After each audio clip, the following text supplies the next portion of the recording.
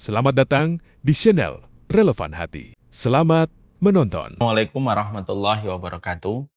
Innal hamdalillah wassalatu wassalamu ala Rasulillah wa ala alihi wa sahbihi wa man tabi'ahum bi ihsan ila yaumil qiyamah. Kepada seluruh para penuntut ilmu, kepada seluruh santriwati, kepada seluruh santri yang hadir pada kesempatan hari ini, terkhusus kepada santriwati Rumah Quran Bunda Khadijah atau Ummu Khadijah, yang semoga Allah senantiasa memberikan kepada kita semangat di dalam kita mencari ilmu. Karena sesungguhnya tidak setiap muslim mereka diberikan kenikmatan untuk memiliki semangat di dalam menuntut ilmu. Dan kita tentunya mengharapkan semoga Allah senantiasa bolak-balikan hati kita di dalam semangat kita untuk menuntut ilmu. Alhamdulillah tentunya senantiasa kita bersyukur kepada Allah atas seluruh nikmat yang Allah berikan kepada kita. Terutama kenikmatan ini harus diikhtiarkan dengan kita sering merenungkan kehidupan kita di hadapan Allah. Terkadang kita menjalani kehidupan sering berjalan tanpa ada sebuah perenungan di dalam kehidupan yang kita jalani. Kita tentunya mengetahui betul siapapun yang merenungkan kehidupannya di hadapan Allah, maka dia akan menjumpai dirinya akan mudah untuk bersyukur dan mudah untuk bersabar di balik setiap kemudahan ataupun di balik setiap ujian yang Allah berikan kepadanya.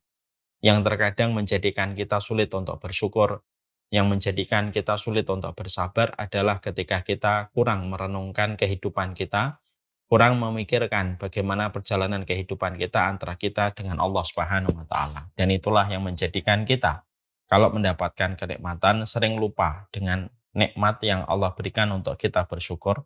Kalau kita mendapatkan ujian, kita akhirnya begitu cepat patah untuk tidak bisa bersabar karena kita kurang merenungkan bagaimana perjalanan kehidupan kita. Semoga seiring hari yang bertambah, seiring waktu dan umur kita yang bertambah, seiring itu pola kita bertambah pula perenungan hidup kita. Siapapun yang banyak menyenung, siapapun yang banyak merenung, 1 jam, 2 jam dalam hidupnya, maka kalaupun mendapatkan lapang, dia bersyukur. Kalaupun mendapatkan ujian, maka dia pasti akan kokoh di dalam bersabar.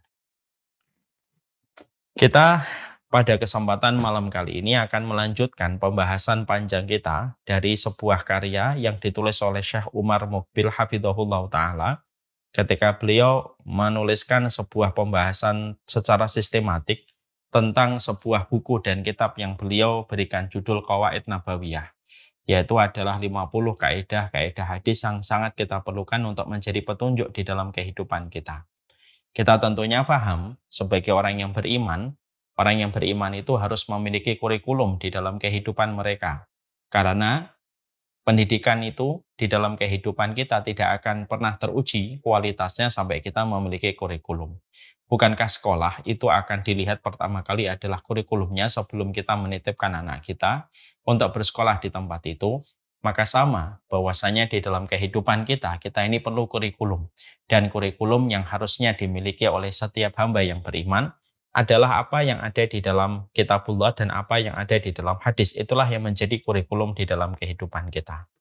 Inilah yang menjadikan kita ketika paham kita ini sangat berhajat kepada kurikulum yang harus kita terapkan pada kehidupan kita, maka tidak ada kurikulum yang paling ideal kecuali adalah apa yang kita jumpai di dalam Al-Quran dan Al-Hadis ketika berdua, kitabullah dan hadis itu menjadi petunjuk di dalam kehidupan kita.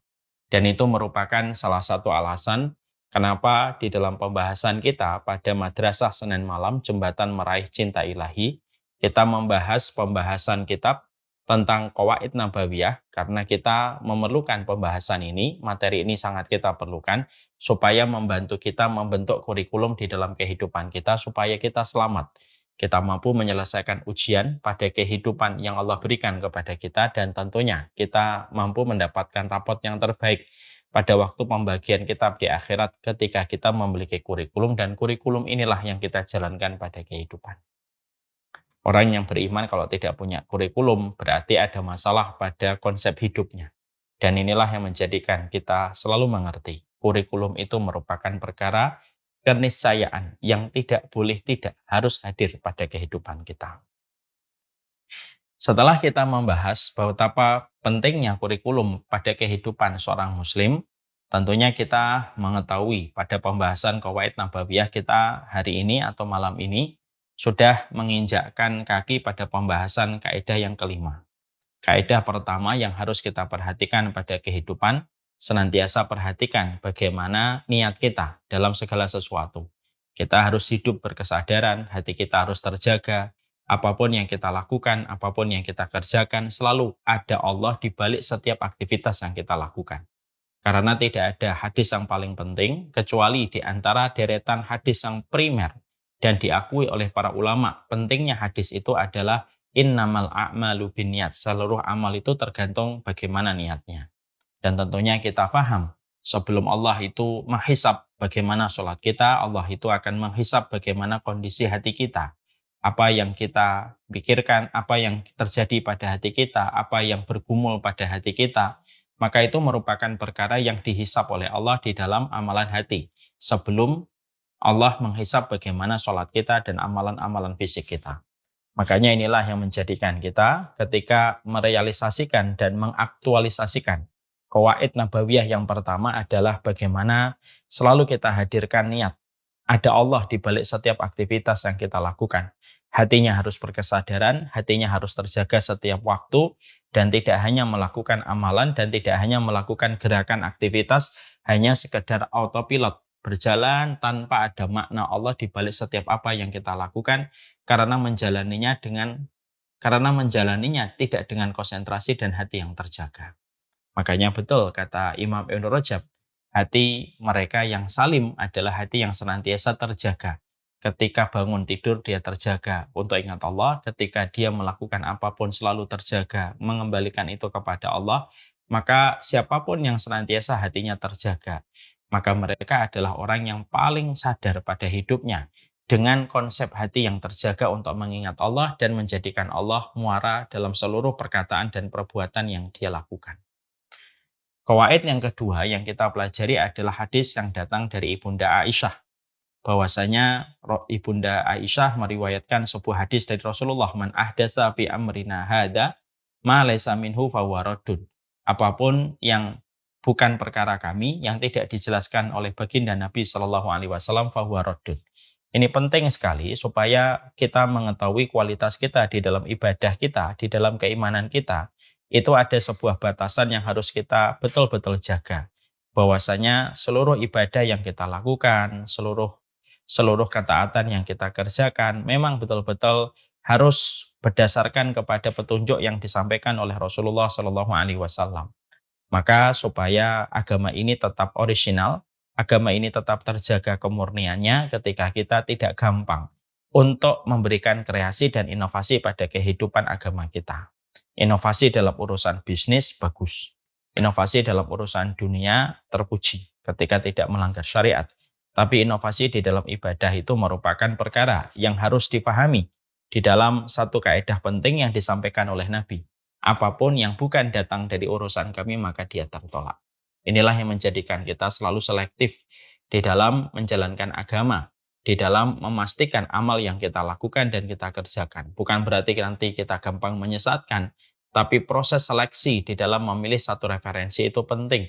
Karena itu menunjukkan bagaimana keselamatan kita di hadapan Allah, bagaimana kita memperhatikan ilmu yang kita peroleh dari baginda Nabi untuk kita praktekkan menjadi petunjuk dalam kehidupan kita. Itu kaidah yang kedua. Kaidah yang ketiga yang sudah kita pelajari adalah bagaimana kita mengerti ketika Rasulullah Shallallahu alaihi wasallam mengatakan kepada kita ad-dinun nasihah. Agama ini adalah nasihat.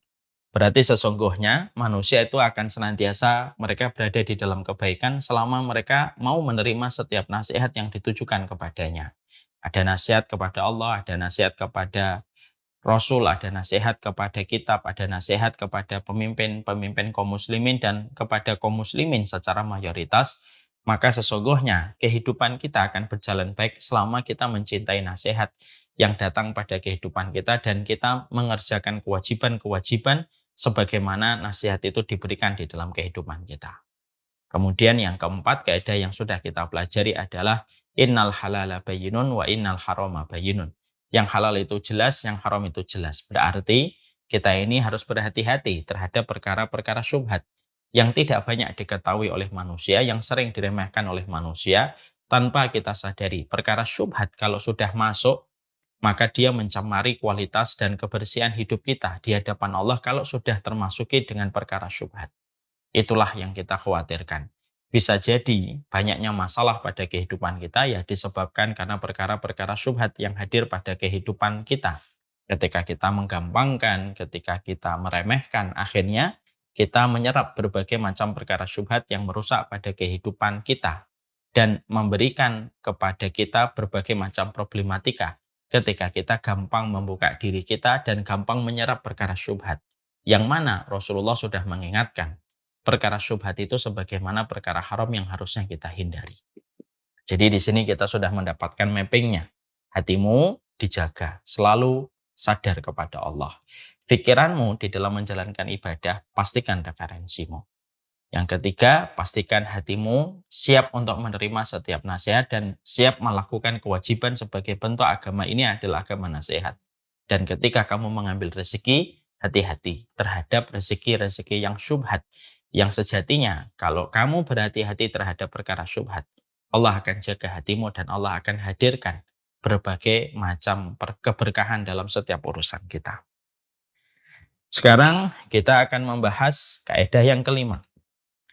Kaidah yang kelima yang disampaikan oleh Rasulullah Shallallahu Alaihi Wasallam yang penting untuk kita terapkan pada kehidupan kita, yaitu adalah ketika Rasulullah Shallallahu Alaihi Wasallam dalam satu riwayat dari sahabat Muawiyah, ketika Rasulullah mengatakan man yuridillah bihi khairan yufaqihu fiddin, rawahul Bukhari wa Muslim.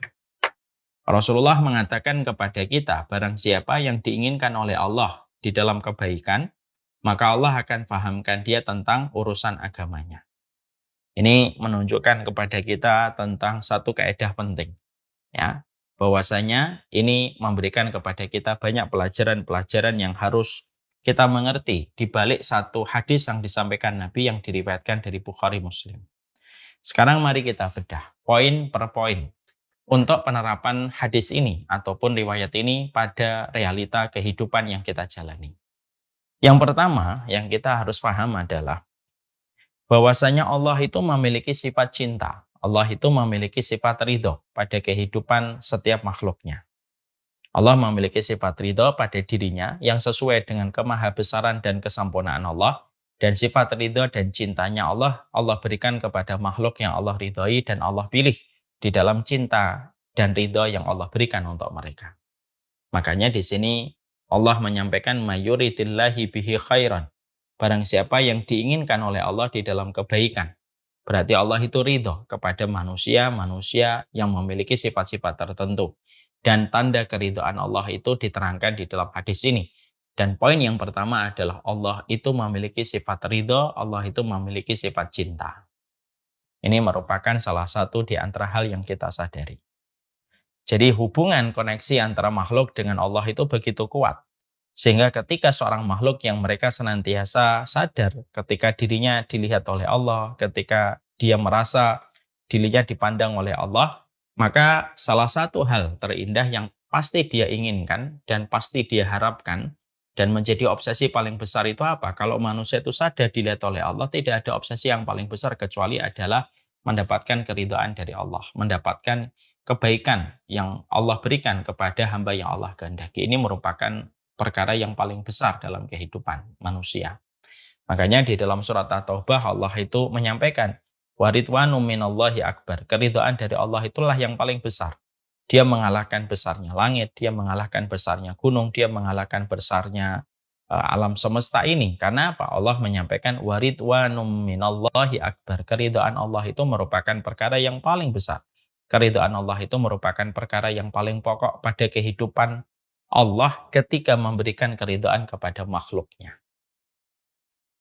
Ini menjadikan kita paham. Ini yang poin yang pertama. Ketika kita mengetahui bahwasanya Allah itu ridho di dalam kehidupan dan keridhaan Allah itu merupakan perkara yang paling besar dalam kehidupan manusia, kita juga harus mengerti, ya. Allah itu kalau ridho, apa sih yang akan dirasakan dan apa yang akan didapatkan kalau manusia itu diridhoi oleh Allah Subhanahu wa taala. Ini terkadang harus kita sadarkan diri kita, kalau memang keridhaan Allah itu yang paling besar, apa sih impact-nya yang akan kita rasakan kalau kita betul-betul diridhai oleh Allah?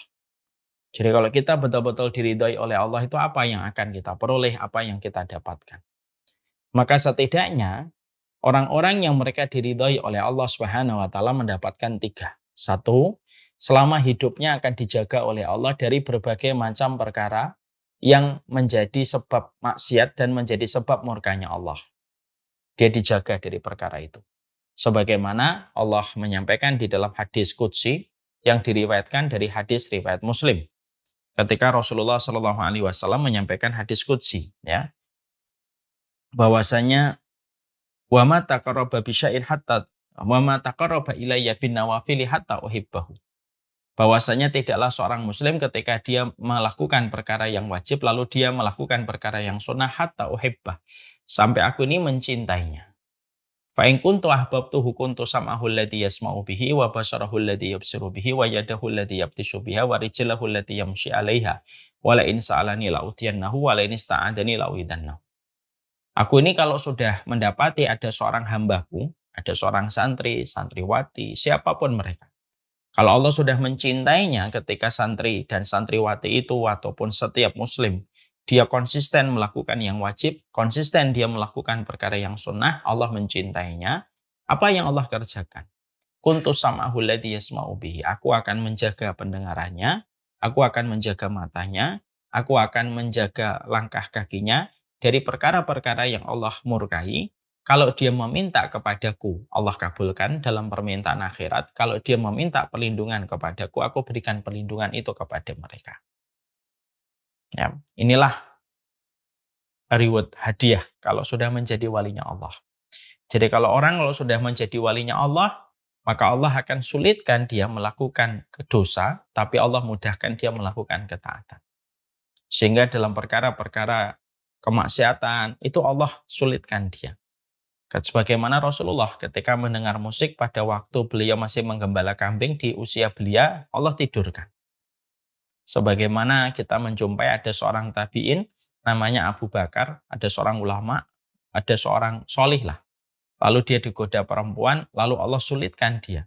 Bagaimana dia akhirnya melumuri seluruh tubuhnya dengan kotoran manusia supaya wanita yang mengajaknya berzina merasa jijik dengannya. Akhirnya Allah mudahkan dia untuk taat dan Allah sulitkan dia berbuat kemaksiatan. Maka itu merupakan tanda kalau Allah itu sudah ridho. Ya, itu reward yang Allah berikan. Cukup di sini? Tidak. Allah masih lanjutkan dalam hadis riwayat Muslim pada riwayat yang lainnya. Sebagaimana yang dikatakan oleh Rasulullah Shallallahu alaihi wasallam, innal abda innallaha idza ahabba abdan da'a Jibril faqala ya Jibrilu inni uhibbu fulanan.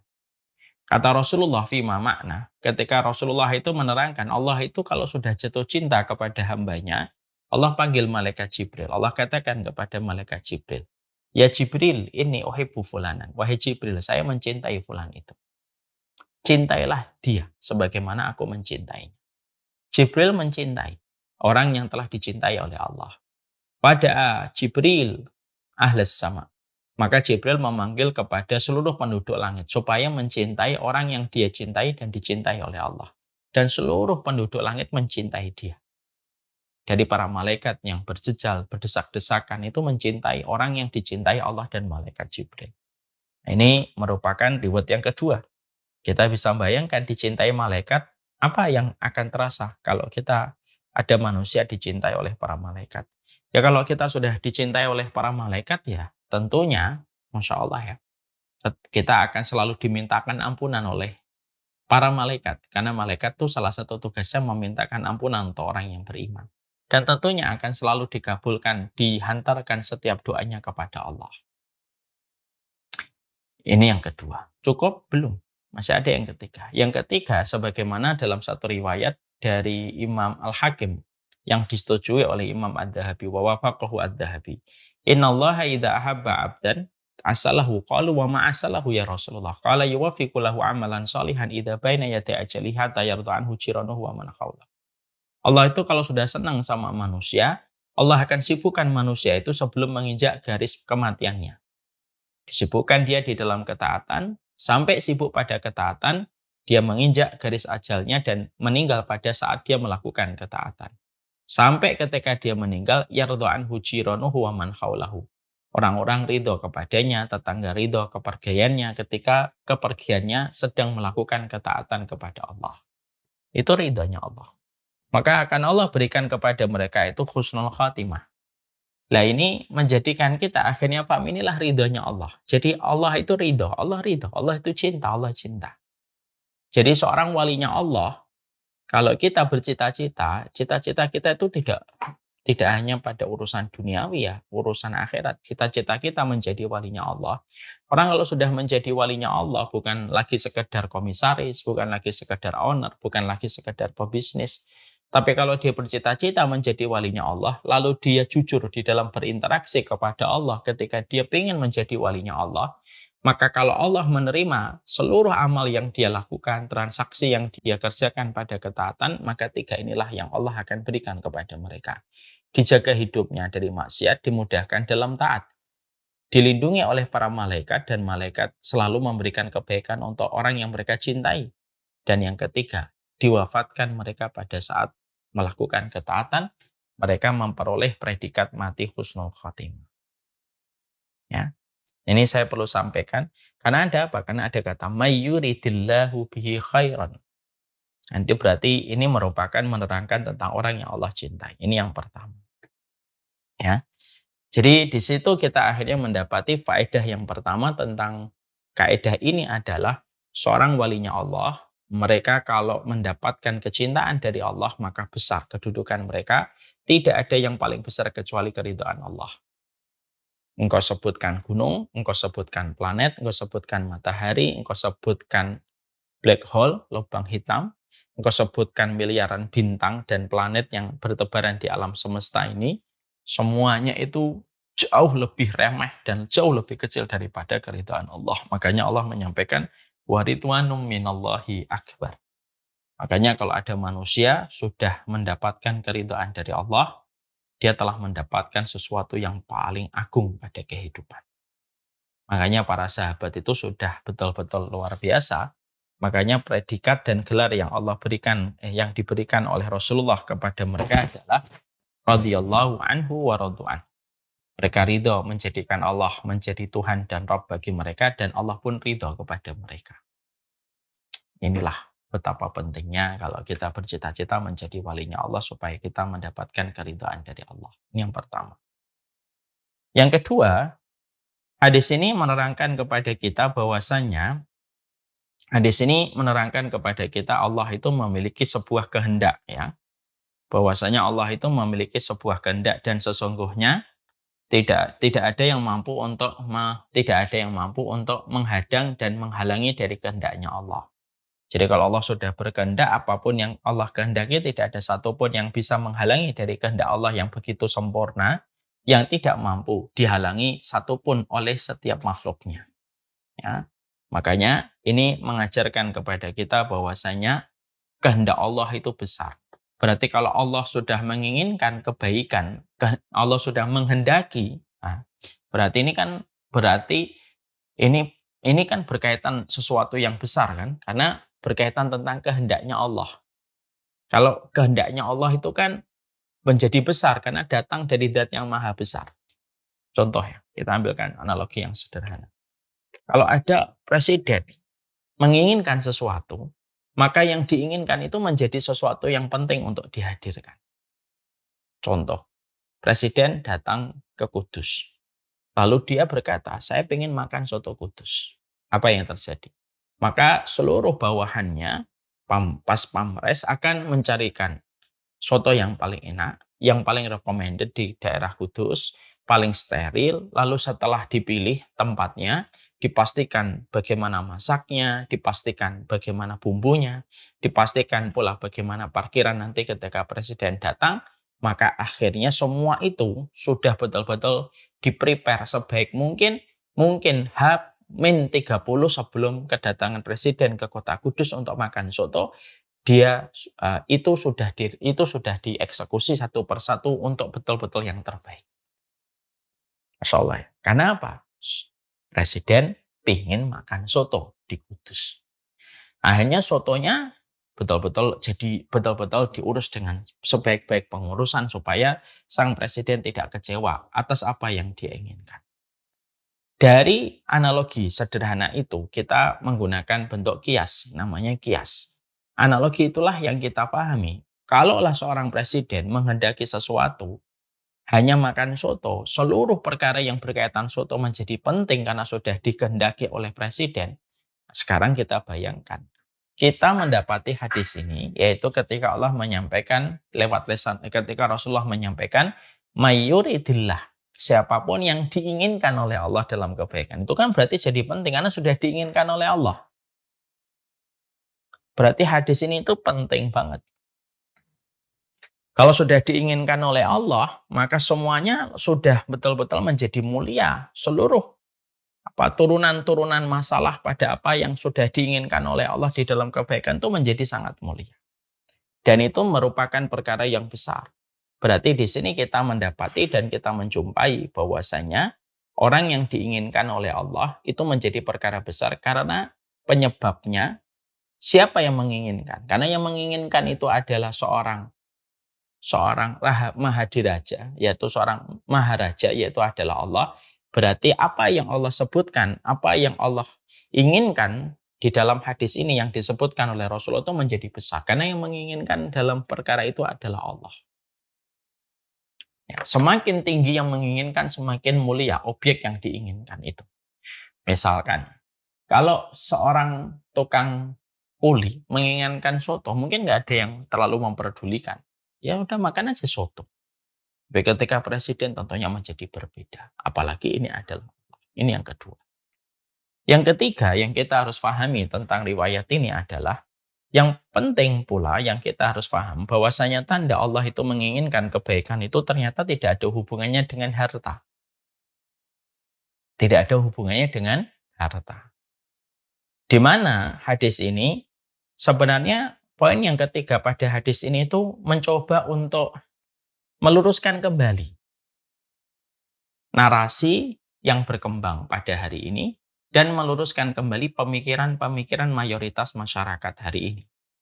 Yang berpikir bahwasanya tanda Allah itu kalau baik sama kita dan menginginkan kebaikan untuk kita, maka Allah pasti memberikan kepada kita harta yang banyak. Hadis ini mencoba untuk mementahkan semua teori dan pemikiran yang semacam itu. Karena Allah menyampaikan, karena Rasulullah menyampaikan di dalam hadis ini, "May yuridillahu bihi khairan yufaqihu fiddin." Barang siapa yang diinginkan oleh Allah di dalam kebaikan, Allah fahamkan dia tentang agama. Poin yang ketiga adalah berarti bahwasanya hadis ini secara langsung ataupun tidak langsung berdiri kokoh untuk menghadang satu kesimpulan sebagian besar masyarakat, sebagian besar muslim yang menganggap dan mempersepsikan bahwasanya tanda kemuliaan Allah kepada manusia itu adalah harta yang berlimpah.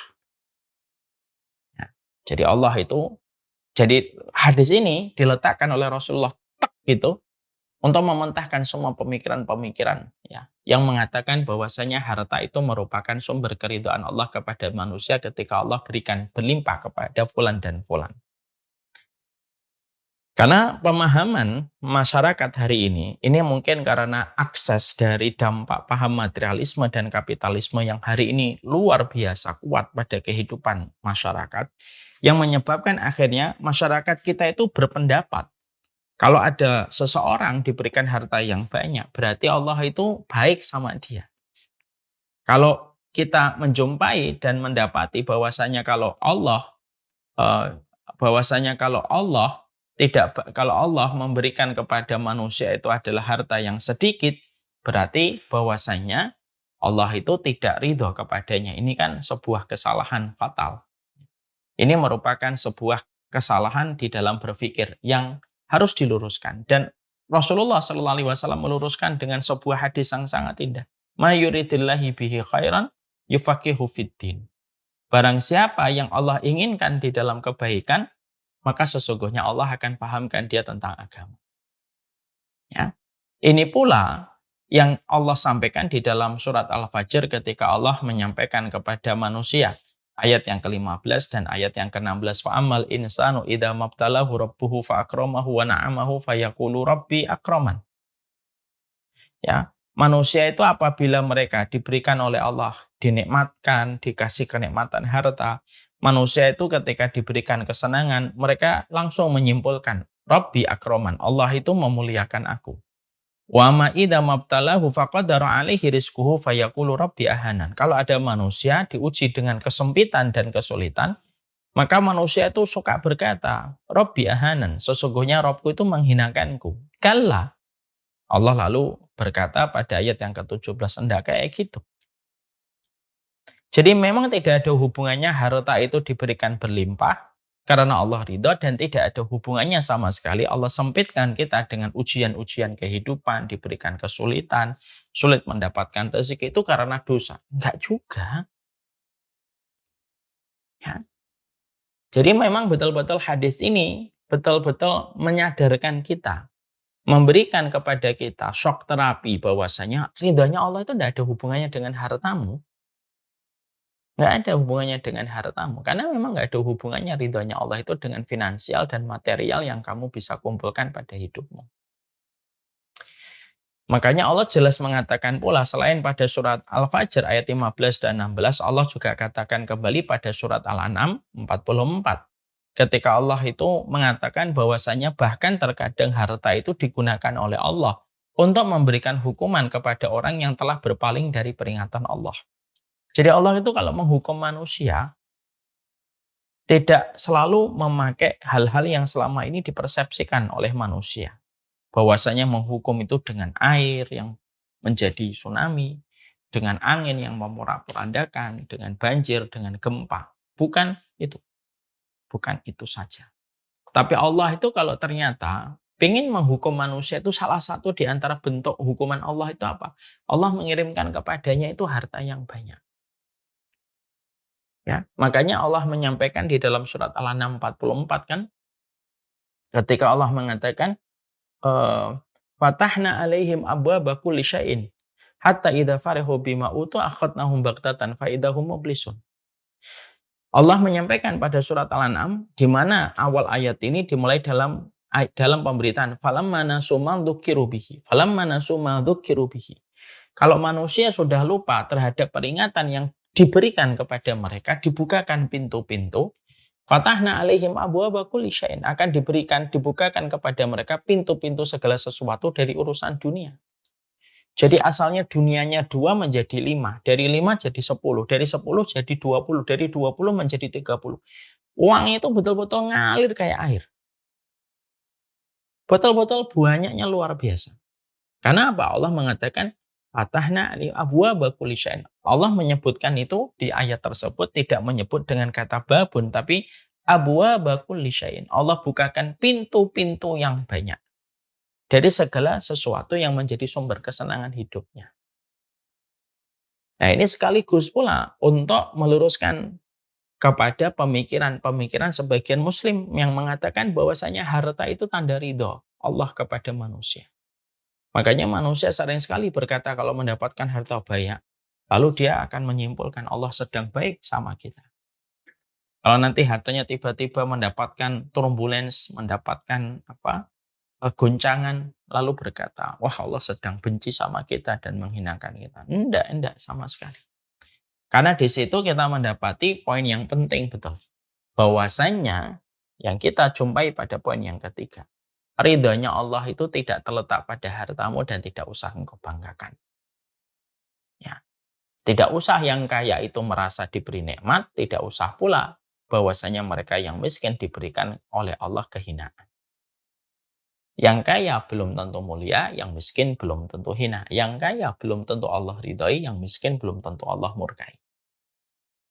Ini supaya kita mengembalikan konsep kita berpikir pada kehidupan itu sesuai konsepnya sunnah, bukan sesuai dengan konsepnya kapitalis dan materialis.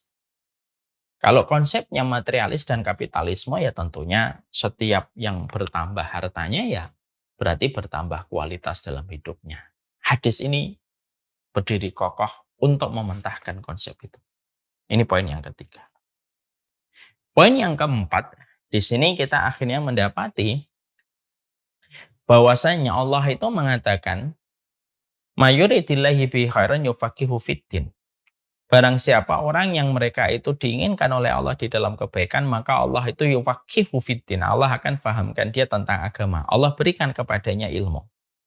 Sekarang mari kita bahas dulu ilmu yang menjadi pembahasan-pembahasan di dalam banyak kajian kitab, kajian buku yang diwariskan oleh para ulama, dan bahkan banyak sekali kita jumpai bagaimana keutamaan ilmu yang Allah terangkan di dalam Al-Quran dan Allah terangkan di dalam hadis. Kita harus bedah dulu. Yang harus kita bedah itu ilmu apa sih sebenarnya? Apakah setiap ilmu menjadikan kita pasti mulia? Apakah setiap ilmu yang menjadikan kita diinginkan oleh Allah di dalam kebaikan? Maka pertanyaannya itu adalah ilmu yang mana sih Ustadz? Yang menjadi tanda Allah menginginkan kebaikan untuk saya. Ini kan harus paham. Maka disinilah kita akan menjumpai dan disinilah kita akan mendapati pengertian ilmu di dalam hadis riwayat Bukhari Muslim yang sedang kita bedah ini, dan ilmu dalam setiap penyebutan hadis ketika menyebutkan tentang ilmu ataupun ayat-ayat Al-Quran yang menerangkan tentang ilmu, ya salah satunya ketika kita membaca di dalam surat Al-Mujadilah ayat yang ke-11, kita membaca di dalam surat Ali Imran ayat yang ke-18, penyebutan ilmu, itu ilmu apa dulu definisinya? Mari kita bedah. Kalau kita nggak bedah ini, nanti kita malah kebingungan untuk mengaktualisasi dan untuk menerapkan pemahamannya. Karena banyak orang yang menganggap semua ilmu, baik ilmu duniawi ataupun ilmu apapun, selama kamu belajar kamu mulia, kamu dijaga sama Allah. Sekarang kita jelaskan dulu ta'riful ilmi. Ya, ta'riful ilmi yang menjadi tanda Allah menginginkan kebaikan dalam kehidupan manusia. Maka pada poin yang keempat ini, apa itu ilmu? Ma huwal ilm. Yang Allah terangkan tadi di dalam surat Al-Mujadilah ayat yang ke-11, di dalam surat Ali Imran ayat ke-18 ketika Allah menerangkan keutamaan ilmu dan keutamaan orang yang mencari ilmu. Ataupun kita mendapati perkataan Rasulullah, man salaka tariqan yaltamisu fihi ilman sahlallahu lahu tariqan fihi ilal jannah. Itu di situ diterangkan adalah kata ilmu juga, ya. Sekarang mari kita bahas definisi ilmu itu yang mana ini. Para ulama lalu menerangkan bahwasanya kalaulah disebut kata ilmu, baik itu di dalam Al-Quran ataupun kata ilmu yang disebutkan di dalam hadis-hadis sahih yang disampaikan oleh baginda Nabi Shallallahu Alaihi Wasallam, maka tidak ada definisi ilmu kecuali adalah satu. Ma qala Allah wa qala Rasul. Ma qala Allah wa qala Rasul. Apapun yang dikatakan Allah dan apapun yang dikatakan Rasul, itulah ilmu. Dan keutamaan ilmu, keutamaan mencari ilmu adalah keutamaan mencari ilmu ini. Yaitu mencari tentang maksud perkataan Allah dan perkataan Rasul. Itulah ilmu sebenarnya. Jadi tidak semuanya ilmu. Tidak. Ilmu bisnis tidak termasuk di dalamnya. Ilmu perdagangan tidak termasuk di dalamnya. Ilmu apapun tidak termasuk di dalamnya. Kecuali kembali kepada pengertian dan definisi. Al-ilmu maqala Allah wa qala Rasul. Ilmu itu perkataan Allah dan perkataan Rasul. Maka Imam Ibnu Rajab lalu menjelaskan kembali dengan penjabaran lebih panjang. Yang dimaksudkan ilmu adalah selain perkataan Allah dan Rasulnya, maka ilmu yang sifatnya memiliki banyak keutamaan yang disebutkan di dalam hadis ataupun disebutkan di dalam hadis dan disebutkan di dalam ayat, maka artinya adalah ilmu yang berkaitan tentang Allah dan Rasul, apa yang Allah cintai, apa yang Rasulullah cintai, apa yang Rasulullah benci, apa yang Allah benci, siapapun yang dicintai Allah dan Rasulnya, dan siapapun yang dibenci oleh Allah dan Rasulnya. Ini ilmu yang pertama. Yang kedua, pengertian dari ilmu yang disebutkan di dalam ayat Al-Quran dan hadis, artinya itu apa? Yaitu tentang nama dan sifat-sifat Allah yang sempurna. Itulah ilmu yang menjadikan pencarinya mendapatkan kemuliaan. Itu pengertian ilmu. Dan inilah sejatinya yang menjadikan kita memahami. Jadi tidak setiap ilmu. Makanya maaf ya, masih ingat kita salah satu testimoni dari seorang guru bangsa, seorang bapak bangsa di negeri kita tercinta, B.J. Habibie, yang tentunya seluruh masyarakat Indonesia mengakui bagaimana kecerdasan dan intelektualnya seorang Habibie. Orang yang menemukan tentang teori pesawat, ya, orang yang menciptakan, orang yang mampu membuat pesawat dulu dirgantara. Tapi ternyata salah satu penyesalan seorang Habibie dalam hidupnya itu apa? Salah satu penyesalan seorang Habibie, B.J. Habibie dalam hidupnya itu apa? Kalau dia bisa mengulang waktu, dia ingin belajar lagi tentang agama. Karena tahu betul kemuliaannya dan semakin dia tahu, semakin bertambah umurnya, semakin dia paham. Tidak ada yang paling dibutuhkan olehnya kecuali adalah ilmu akhirat tentang Allah dan Rasulnya yang akan menjadi landasan perjalanan dia menuju kepada kehidupan barzah dan kehidupan setelah kematian. Seorang B.J. Habibie, kita bisa membayangkan itu betapa itulah yang disebut dengan ilmu. Jadi tidak setiap ilmu. Fulan belajar ilmu bisnis misalkan. Apakah dia mendapatkan pahala? Oke, mendapatkan pahala. Tapi pahala yang dia cari pada ilmu bisnis tidak sama dengan apa pahala yang didapatkan sama orang yang mempelajari perkataan Allah dan Rasulnya. Itu yang pertama. Yang kedua, ketika dia mencari bisnis mendapatkan pahala harus disertai dengan niat. Dia pun ketika mempelajari ilmu bisnis karena dia ingin memberikan manfaat untuk agama Allah dan untuk kaum muslimin. Barulah ilmu bisnis yang dia pelajari itu betul-betul memberikan kepadanya sebuah kemuliaan. Jadi tidak bisa orang itu menyampaikan semua ilmu semacam bahwasanya semua ilmu itu akan mendapatkan kemuliaan. Karena yang betul-betul mendapatkan kemuliaan tadi maqala Allah wa qala Rasul. Bagaimana dengan mereka yang belajar ilmu kedokteran, ilmu matematika? Ya semuanya tetap akan mendapatkan pahala berdasarkan niat yang dia miliki dan berdasarkan kepada niat yang dia miliki mencarinya karena Allah. Yang kedua, niatnya pula ketika mempelajari itu untuk memberikan manfaat kepada agama Allah dan kepada urusan kaum muslimin dan bukan hanya terhenti pada urusan duniawi yang sedang dia bangun. Ingat ya, kita tentunya paham. Baik orang yang mempelajari ilmu dalam urusan akhirat ataupun yang mempelajari ilmu dunia, maka mereka memiliki posisi yang sama. Bahwasanya mereka terancam kalau mereka tergelincir masalahnya. Orang yang mempelajari ilmu Allah dan Rasulnya itu pun terancam dengan masalah kalau mereka tergelincir masalahnya. Yaitu apa? Man ta'allamal ilma yubtagha bihi wajhullah la yata'allamuhu illa liyusiba aradan minad dunya lam yarih raihatal jannah. Maka siapapun yang belajar ilmu yang harusnya setiap ilmu diniatkan untuk Allah, lalu dia niatkan ilmu yang dia pelajari itu yang harusnya diniatkan untuk Allah, tapi dia niatkan mempelajari ilmu itu untuk mencari sekeping dari kenikmatan dunia, maka dia tidak akan mencobanya surga. Ini baik yang belajar ilmu akhirat tentang perkataan Allah dan Rasulnya, apalagi yang mereka juga belajar ilmu dunia. Jadi belajar ilmu dunia itu pun niatnya juga karena ingin memberikan manfaat untuk Islam dan kaum muslimin. Bukan hanya untuk membangun kemewahan dirinya dan profit yang dia peroleh dan posisi-posisi yang dia inginkan di perusahaan yang dia bekerja di dalamnya. Hati-hati ini masalah niat ini. Melanjutkan S1, S2, niatnya harus dibenarkan dulu. Niatnya untuk apa? Kalau niatnya hanya untuk dunia dan pekerjaan yang dia inginkan supaya prospeknya menjadi lebih gampang ketika dia menambah studinya dalam strata yang lebih tinggi dan niatnya hanya untuk menggampangkan dia untuk mendapatkan posisi di tempat pekerjaan, hati-hati. Ini bisa menjadi objek dari hadis yang disampaikan oleh Rasulullah tadi. Orang yang mencari ilmu yang dia niatkan harusnya karena Allah. Semua ilmu harus karena Allah. Apalagi yang belajar tentang ilmu akhirat. Lalu dia niatkan ketika mencari ilmu itu hanya untuk mendapatkan kenikmatan duniawi, tidak akan bisa mencium baunya surga. Nggak akan bisa mencium baunya surga. Ini juga berlaku kepada mereka yang menghafal hadis, menghafal Quran, ataupun yang mereka berdakwah, ataupun mereka yang belajar tentang akhirat. Semuanya terikat dengan status yang sama. Niatnya harus karena Allah. Sekalinya ada seseorang yang dia belajar, lalu ada niat yang terselip pada hatinya, niat untuk meraih kemudahan dunia itu lebih dominan daripada niat untuk mendapatkan ridhonya Allah. Di balik setiap pekerjaan, di balik setiap prosesnya dia mencari ilmu, tidak akan mencium bau surga, dan itu termasuk dosa yang sangat besar di hadapan Allah, karena Allah paling benci manusia yang menduakan niatnya ketika mencari ilmu padahal ilmu datang darinya.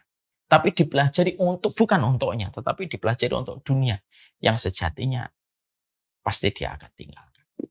Dan tidak bisa menyelamatkan manusia. Kadang-kadang kita mendengar, fulan belajar lagi. Alasannya apa? Supaya dapat posisi yang lebih baik di kantor. Fulan belajar ini. Supaya apa? Supaya mendapatkan promosi jabatan.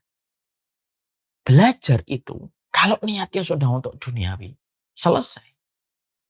Maka, naudzubillah min dzalik, dalam sebuah ilustrasi, bisa jadi ada orang-orang yang semacam ini nanti ketika dibangkitkan oleh Allah, maka bisa jadi orang yang semacam ini nanti ketika menginginkan itu adalah karena manusia, maka bisa jadi ketika nanti dalam satu ilustrasi ketika dia di hadapan Allah, loh ya Allah saya ini belajar. Allah jawab, loh belajarmu tuh bukankah karena promosi jabatan? Bukankah belajarmu tuh supaya prospek kehidupan profesimu itu menjadi lebih lancar, karirmu lebih menanjak ketika kamu menambah studimu dan menambah strata ilmumu? Bukankah kamu belajar S2 dalam urusan misalkan fikih ataupun akidah supaya kamu mudah bekerja di instansi keagamaan yang kamu inginkan? Maka orang yang mereka itu sudah tergelincir masalah niatnya ketika proses mereka belajar itu, maka mereka mungkin mendapatkan dunia, tapi tidak ada lagi balasan untuk mereka dalam kehidupan di akhirat, dan itulah yang paling merugi. Makanya dalam proses kita kalau mau belajar lagi, misalkan mau naik strata keilmuan lagi, pastikan dulu niatnya, dan kita harus berdialog dulu dengan hati kita. Benar nggak niatnya saya itu pengen S2 itu karena Allah? Ataukah hanya karena pengen tepuk tangan manusia? Benar nggak saya ini kalau belajar ini niatnya karena Allah? Atau jangan hanya untuk jabatan promosi yang saya pengen peroleh? Ya. Maka inilah yang menjadikan kita akhirnya memahami pada poin yang keempat. Kita akhirnya breakdown.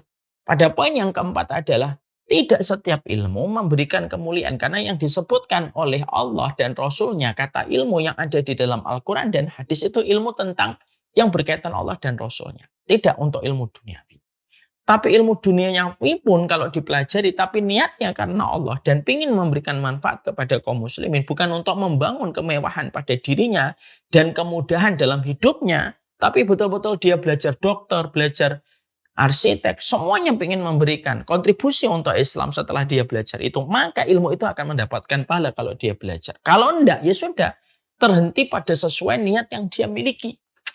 Saya belajar arsitek, ya supaya saya bisa membangun kantor arsitek. Ya sudah selesai di situ.